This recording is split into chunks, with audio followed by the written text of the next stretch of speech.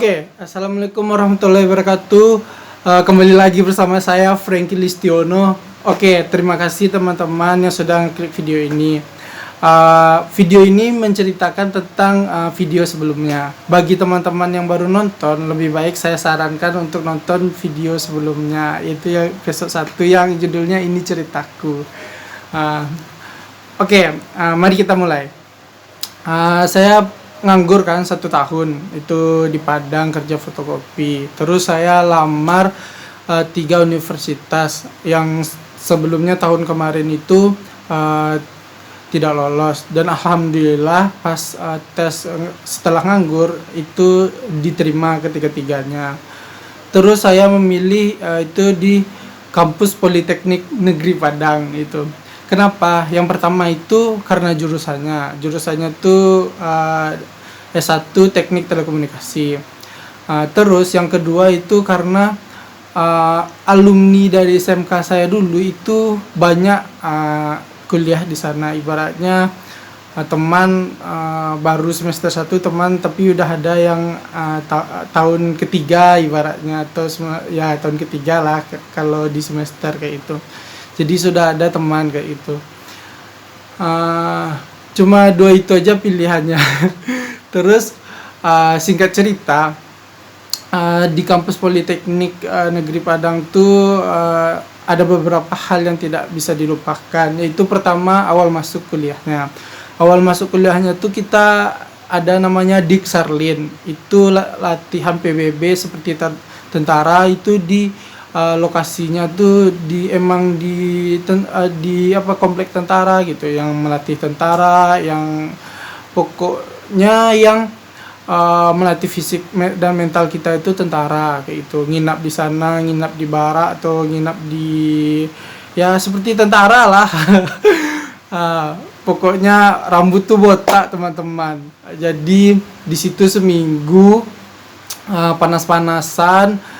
Terus yang darinya putih jadi hitam, dan sekarang juga masih hitam.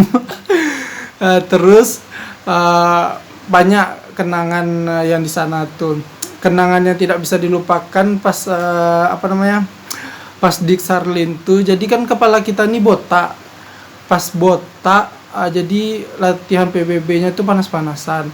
Itu lokasinya di Padang Panjang. Terus karena botak, jadi kepalanya tuh panas. Dia minta izin sama pelatih atau tentara untuk minta izin ke kamar mandi. Tapi dia tuh bukan untuk buang air kecil ataupun bukan untuk buang air besar, melainkan dia mencuci kepalanya dengan air. Kan kepalanya panas, disiram dengan air dingin. Itu berlaku dia lakukan selama 1,5 hari. Pas malamnya dia tidur kepalanya pedih-pedih kayak itu. Pas keesokan paginya kepalanya tuh bengkak, kayak ada benjolan bisul kayak gitu. Itu dia langsung ditangani sama tentara yang di sana dan dibawa ke rumah sakit. Setelah itu gelombang kedua baru pakai peci lagi kayak itu, pakai topi lah. Waktu gelombang pertama itu emang kepala botak aja ibaratnya ketemu sama matahari. Jadi panasnya minta ampun. Itu kenangan yang di Diksarlin gitu. Setelah masuk kuliah itu kenangan yang kedua itu masuk organisasi unit kegiatan seni kayak gitu.